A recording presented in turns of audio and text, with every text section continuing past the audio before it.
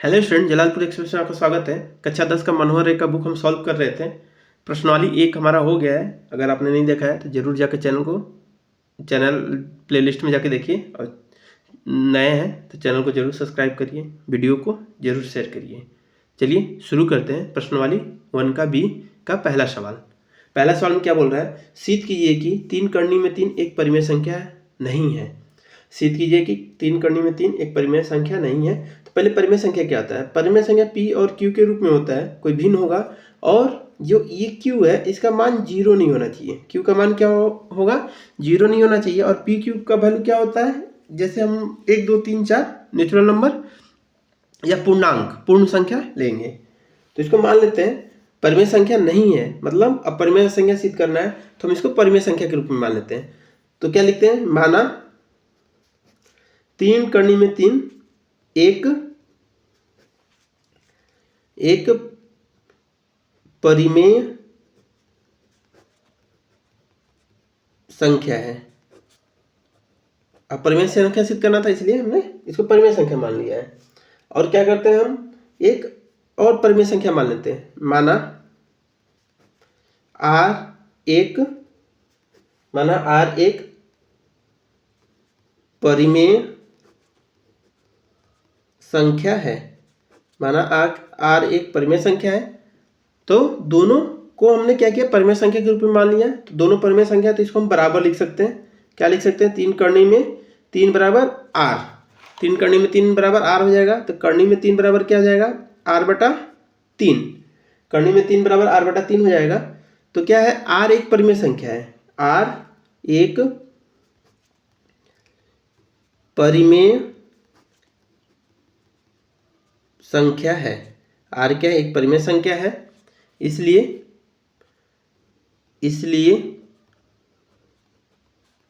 R/3 भी एक परिमेय संख्या होगा। R/3 भी एक परिमेय संख्या होगा। और करनी में 3 क्या है? एक अपरिमेय संख्या है। करनी में 3 एक क्या है? करनी में 3 एक अपरिमेय संख्या है।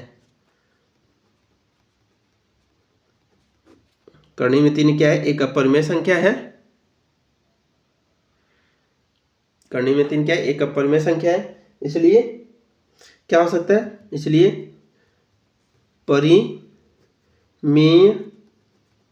संख्या तथा अपरिमेय संख्या आपस में बराबर नहीं हो सकते। परिमेय संख्या तथा अपरिमेय संख्या आपस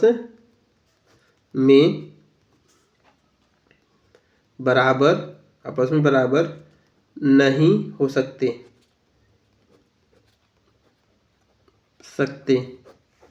इसलिए हम क्या लिख सकते हैं? करनी में 3 बराबर R/3, ये परिमेय और ये अपरिमेय आपस में बराबर नहीं हुआ, तो नहीं का चिन्ह हम लिख देंगे। तो 3 इधर गुना हो जाएगा। 3 करनी में 3 बराबर नहीं बराबर है किसके? R के। R क्या है? एक परिमेय संख्या हमने माना है।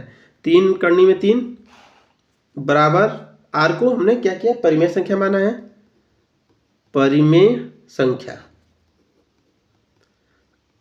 माना है। R को हमने परिमेय संख्या माना है। तो 3 करनी में 3 R के बराबर नहीं है, मतलब परिमेय संख्या के बराबर नहीं है। तो हम लिख सकते हैं अतः 3 करनी में 3 एक परिमेय संख्या नहीं है। हमारा प्रश्न नंबर 1 सॉल्व हो गया। चलिए अगले प्रश्न नंबर 2 पे चलते हैं। चलिए स्टूडेंट, प्रश्न नंबर 2 देखते हैं। इसके पहले अगर आप चैनल पर नए हैं तो जरूर चैनल को सब्सक्राइब करिए। वीडियो अच्छा लगता है तो जरूर शेयर करिए इसको, और एक लाइक तो बनता है, जरूर लाइक करिए। चलिए प्रश्न नंबर 2 देखते हैं। क्या दिया है? सिद्ध कीजिए कि करनी में 5 एक अपरिमेय संख्या है। क्या है? एक अपरिमेय संख्या है। तो इसको अपरिमेय हमको सिद्ध करना है, तो मान लेंगे। माना करनी में 5 एक परिमेय संख्या है। माना करनी में 5 क्या है, एक परिमेय संख्या है। और माना a बटा b एक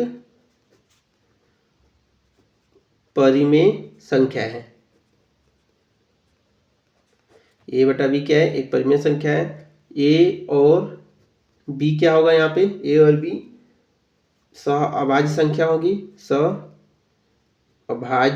a और b क्या होगी, सहअभाज्य संख्या है। मतलब सहअभाज्य मतलब जिनमें खाली एक कॉमन हो, जो अपने से कटे और एक से कटे, और b 0 के बराबर नहीं होना चाहिए। तो हम लिख सकते हैं करनी में 5 बराबर a बटा b। करनी में 5 बराबर क्या लिख सकते हैं, a बटा b। तो क्या हो जाएगा, करनी में 5 गुने b बराबर a हो जाएगा। करनी में 5 गुने b बराबर a हो जाएगा। तो यहाँ से हम क्या लिख सकते हैं, दोनों पक्षों का वर्ग करने पे क्या लिख सकते हैं, दोनों पक्षों का वर्ग करने पर, दोनों पक्ष का हम वर्ग करते हैं, तो दोनों पक्ष का वर्ग करने पे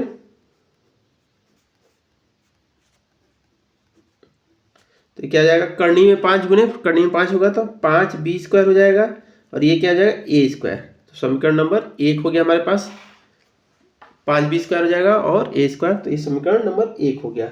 तो हम a स्क्वायर को क्या लिख सकते हैं, a स्क्वायर को 5 गुने b।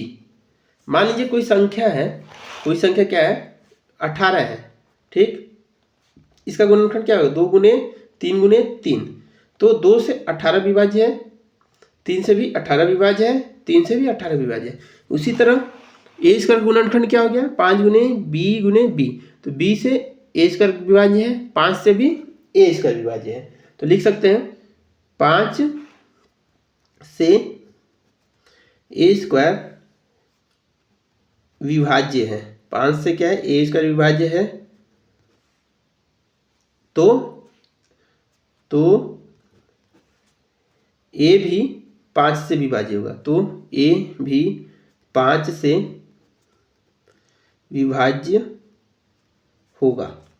तो a भी क्या होगा, 5 से विभाज्य होगा। तो हम क्या मान लेते हैं, अतः माना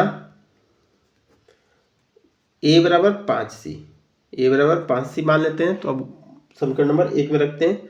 5c किस में रख रहे हैं, समीकरण नंबर 1 में। समीकरण नंबर 1 क्या था, 5b स्क्वायर बराबर a स्क्वायर। तो a की जगह हम 5c रखेंगे, तो 5b square 5c square, 5b square बराबर 25c स्क्वायर। तो 5 से 5 बार कटा, तो b स्क्वायर बराबर 5c स्क्वायर। b स्क्वायर बराबर क्या है, 5c स्क्वायर हो जाएगा। ये समीकरण नंबर क्या हो गया, 2 हो गया। तो यहाँ लिख सकते हैं b स्क्वायर 5 से, उसी तरह लिखेंगे विभाज्य होगा, विभाज्य होगा। और b क्या होगा, b स्क्वायर किससे, 5 से विभाज्य होगा, और b भी 5 से विभाज्य होगा। b भी क्या होगा, 5 से विभाज्य होगा। दोनों 5 से विभाज्य है। तो हम लिख सकते हैं अतः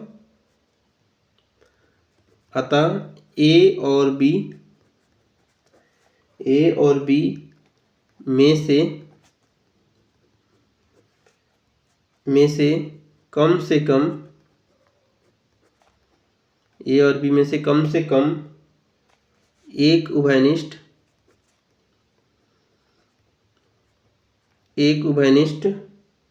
गुणनखंड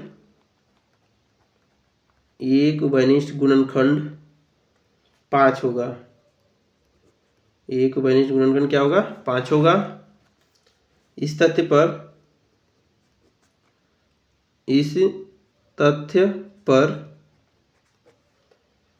विरोधाभास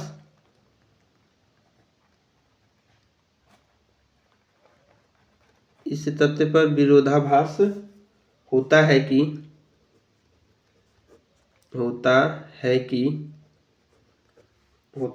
ए और बी सह अभाज्य संख्या है।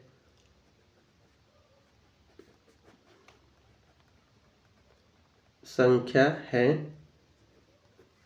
है लिख सकते हैं। अतः करनी में 5 एक अपरिमेय संख्या है।